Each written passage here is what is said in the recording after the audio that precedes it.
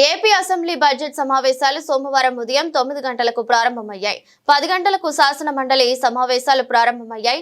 ఉభయ సభలు ప్రశ్నోత్తరాలు జరుగుతున్నాయి. ఈ సందర్భంగా మంత్రి నారాయణ మున్సిపల్ చట్ట సవరణ ఆర్డినెన్స్ ను శాసనసభ ముందు ప్రవేశపెడతారు.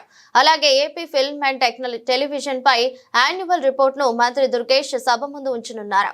ఇంకా ఇంధన శాఖల వార్షిక నివేదికలను ఆయా శాఖల మంత్రులు టీజీ భరత్, గొట్టిపాటి రవికుమార్లు సభలో ప్రవేశపెట్టనున్నారు. అనంతరం ఉభయ సభలో 2025-26 ఏపీ బడ్జెట్ పై చర్చ జరుగుతుంది.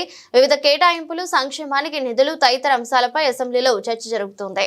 అధ్యక్ష, ప్రధానంగా మనం చూస్తే ఇన్ఫ్రాస్ట్రక్చర్ పైన గడిచిన పేరెంట్ టీచర్ మీటింగ్ లో స్టార్ రేటింగ్ అనేది ఏర్పాటు చేశారు అధ్యక్ష. ఒక పక్కన ఇన్ఫ్రాస్ట్రక్చర్ పైన, ఇంకో పక్కన ఎడ్యుకేషన్ అవుట్కమ్స్ పైన, రెండింటిపైన ఏర్పాటు చేసి ఈ రోజు కూడా నేను రివ్యూ చేసినప్పుడు ఏ పాఠశాలలో అయితే 1 స్టార్ 2 స్టార్ లోనే అంటే బేసిక్ ఇన్ఫ్రాస్ట్రక్చర్ ఎక్కడైతే లేదో ముందల అదంతా అప్గ్రేడ్ చేయాల లక్ష్యంతో మన ప్రభుత్వం పనిచేస్తుందని గౌరవ సభ్యులు నేను తెలియజేస్తున్నాను. సభ్యులు అన్నట్టు leak proof buildings, basic benches, fresh paint of coat of paint, toilets, తాగునీరు, బేసిక్స్ ముందర ఫోకస్ చేయాలనే లక్ష్యంతో మన ప్రభుత్వం ఈ కార్యక్రమం చేయబడుతుందని గౌరవ సభ్యులు తెలియజేస్తున్నారు. అధ్యక్ష, ఈరోజు సాయంత్రం గౌరవ సభ్యులందరితో కూడా ఒక సమావేశం ఏర్పాటు చేసుకున్నారు అధ్యక్ష. గత ప్రభుత్వం 117 జీవోని తీసుకొచ్చి ప్రభుత్వ విద్య పిల్లలకి, అది నిరుపేద కుటుంబాలకి దూరం చేసిన విషయం మనందరూ తెలిసిన విషయమే. చాలా మంది సభ్యులు అడిగింది ఏంటంటే పగటిపూట వ్యవసాయానికి విద్యుత్ ఇవ్వమని అడుగుతున్నారు సార్. గత ప్రభుత్వం నిర్లక్ష్యం వల్ల మనం పూర్తి స్థాయిలో 9 గంటలు కంటిన్యూస్ గా కరెంటు పగలపూట ఇవ్వలేకపోయాం సార్. ఎందుకంటే కేంద్ర ప్రభుత్వం ఇచ్చిన పిఎం కుసుమ్ అనే కార్యక్రమాన్ని గత ప్రభుత్వం నిర్లక్ష్యం చేసింది.